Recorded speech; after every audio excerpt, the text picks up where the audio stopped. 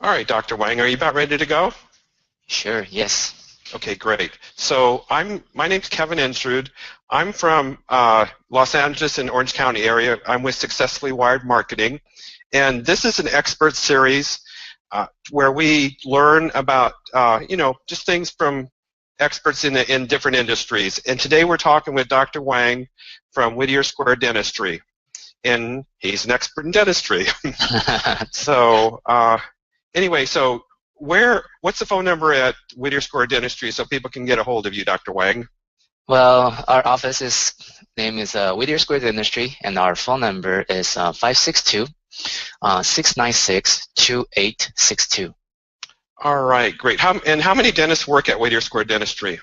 We have a total of 3 dentists working in this office. Okay, great. So you can cover most of the patient load. That's great. And you are accepting new patients now, right? Oh, yes, definitely. Yeah, we are. Okay, good. And let's see. What service does your clinic offer? Well, we pretty much offer almost every aspect of general dentistry, including cleaning, fillings, crowns, dentures, root canals, even some of the cosmetic procedures as well. Okay, great. And where did you grow up, by the way? Oh, I grew up in Northern California. Okay, and what made you want to get into dentistry? Well, I have a family member who was a dentist, so I kind of growing up hanging around his office when I was little, and that's kind of got me into it. All right, great. And what dental school did you go to? I went to USC Dental School. Okay. So, well, you know what? Let's talk about a couple things that people are interested in dentistry. And one thing is bad breath. Oh, yeah, sure. So, that's another name for that is halitosis. Nobody likes bad breath on themselves or their friends, and it definitely hurts our social life too. So, what causes bad breath? Well, bad breath can be caused by many different factors. It could be something as small as a poor oral hygiene, and sometimes it could be even related to some of your digestive disorder. Okay, and what tips do you give for people who have bad breath, maybe to improve their breath and their social standing, of course?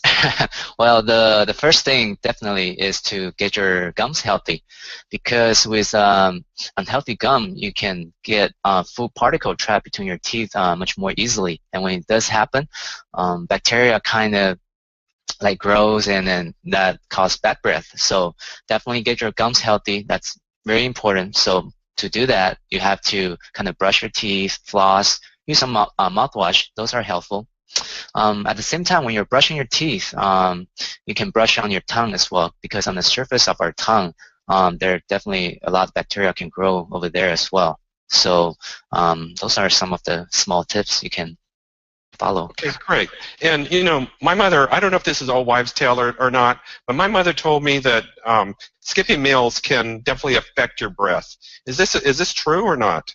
Well, there is some truth to that, because if you think about it, if you skip meals, you usually tend to get dry mouth because you don't produce a lot of saliva, and when you do have dry mouth, again, bacteria grows, and then it can cause bad breath. So if you do have to skip meals sometimes, my recommendation probably you can chew some sugarless gums, or even drink a lot of water to keep your mouth moist. And those are actually quite helpful to prevent dry mouth and bad breath. Okay, great. Those are some excellent tips. And what about the difference between using a hard bristle toothbrush or a soft bristle toothbrush? I know some people think using hard bristle toothbrush will, clean your teeth better. So what's your recommendation? Well, actually, I always recommend to my patients that use soft bristle toothbrush, because by using hard bristle toothbrush, you can actually wear away your enamel, which is the outer covering of our teeth, much quickly.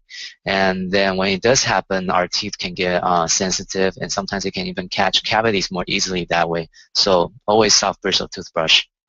Okay, great. Another question that's common and the people have is what electric toothbrushes, should we use them, or just is a regular toothbrush good enough?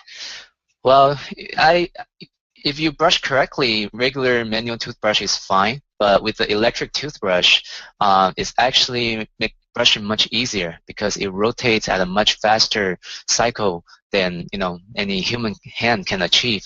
And at the same time, electric toothbrush has a smaller head which can get to the back part of our mouth and then make it brushing much easier.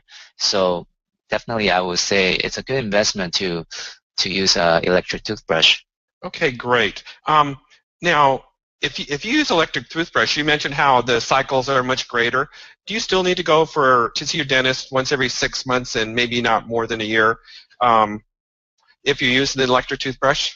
Well, yes, you do. I still recommend to see your dentist every 6 months, twice a year, mainly because with the best brushing, flossing, home care technique really get to with those toothbrush at home. So that's why I still recommend to go see your dentist, twice a year, just for a professional teeth cleaning done, and that actually will help out a lot in terms of maintaining your oral hygiene in general. Okay, are there different types of cleaning that, when I come to the dental office that I could get? Well, we have two different kind of instruments that we use for teeth cleaning. One is the hand scaler, and the other one is the ultrasonic hand scaler. And then both work just fine. They can clean teeth, very well. So it's really a doctor's preference. All right, Dr. Wang, I truly appreciate you taking time out of your day. I can see you're in your office busy, and we appreciate your valuable time. Now, do you mind coming back sometime if we have some more questions? Oh, absolutely not. Yeah, anytime. I would love to be back here. All right. Well, Dr. Wang, I appreciate this, and have a wonderful day.